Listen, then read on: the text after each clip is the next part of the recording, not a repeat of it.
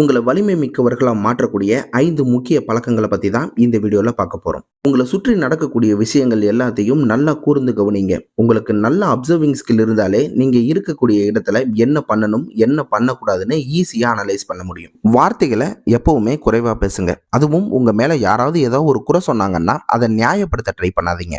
அதுக்கு பதிலா நீங்க சொல்ல வேண்டிய பாயிண்ட்ட ஷார்ட்டா சொல்லிட்டு விட்டுருங்க.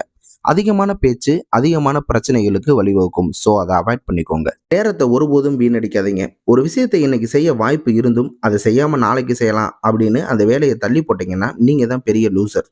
ஏன்னா அந்த வேலையை நாளைக்கு நம்மளால செய்யவே முடியாது. ஏதாவது காரணத்தை ஏற்படுத்திடுவோம்.